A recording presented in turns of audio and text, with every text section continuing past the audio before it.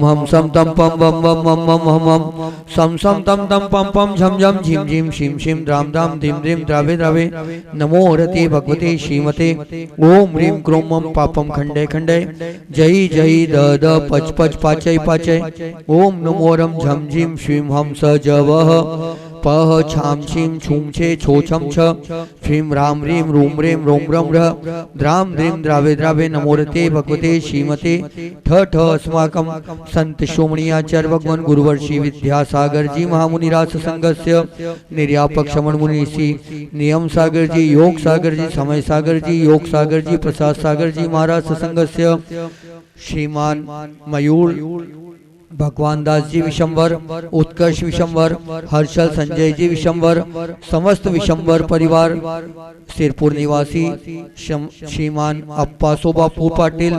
गारगोड़ी कोल्हापुर निवासी समस्त परिवार से श्रीमान चंद्र जी, सोनू जी, मोनू जी, सफल देव देविक समय श्रीमती शशि ब्रह्मचारिणी श्वेता दीदी, ब्रह्मचारिणी स्वाति दीदी जी, समस्त परिवार से समस्त सकल दिगंबर जैन समाज सिरपुर से श्री रस्तु वृद्धि रस्तु तुष्टि रस्तु पुष्टि रस्तु शांति रस्तु कांति रस्तु कल्याण वस्तु स्वाहा समस्त शांति आराकर्ता परिवार से कार्य सिद्ध्यर्थ सर्व विघ्न निवारणार्थ श्रीमद् भगवत हर सर्वज्ञ परमेष्टि परम पवित्राय नमो नमः। समस्त शांति आराकर्ता परिवार से अभिषेक करता परिवार से श्री शांति भट्टारक पाद प्रसादा सद्धर्म श्री बलायु आरोग्येश्वर अभिवृद्धि रस्तु सद्धर्म शिष्य पर शिष्य वर्ग प्रसिद्धंतु न ओम श्री विश्वादय श्री वर्धमान पर्यंत चतुर्विशंति हरंतो भगवंता सर्वज्ञ परम मंगल नाम देया। पत्र टिके न जहाँ अधर में गुण रत्नों का गिरिवर हो, कितना विस्मय किसे नहीं हो, चलो देख लो सिरपुर को। देवों के भी देव पार्श्व जिन अंतरिक्ष में शांत रहे, युगों युगों तक दिगंबरों का जिन शासन जयवंत रहे, युगों युगों तक दिगंबरों का जिन शासन जयवंत रहे। आज हम सिरपुर की पावन भूमि पर बैठे हुए हैं और सिरपुर के इतिहास पर एक छोटी सी नज़र आपकी देना चाहते हैं कि ये सिरपुर सिर्फ एक मिनट में हम सिरपुर कैसे समझें। सिरपुर अंतरिक्ष पार्श्वनाथ ये आचार्य कुंद देव के समय में भी था, जिसके लिए आचार्य श्री ने कहा है सिरपुर पाशम सिरपुर बंदमी।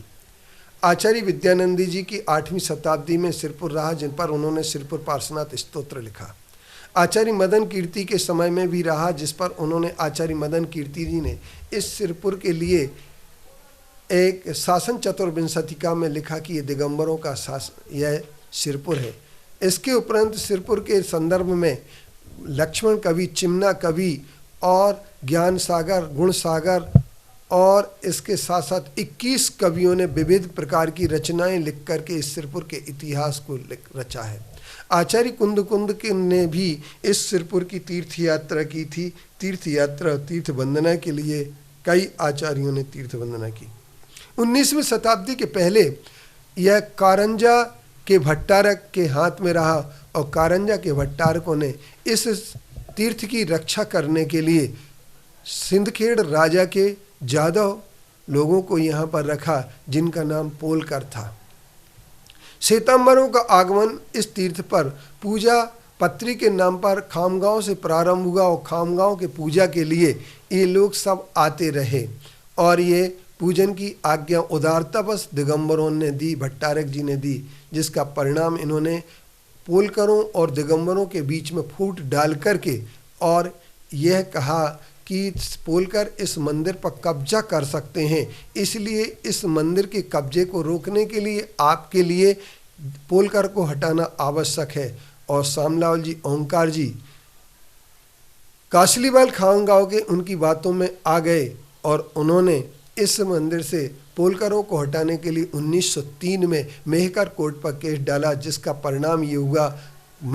पोलकरों को हटाने की बात आई और उन्हें 200 कुछ रुपए दे करके यह मंदिर उनसे मुक्त करने का प्रयास किया।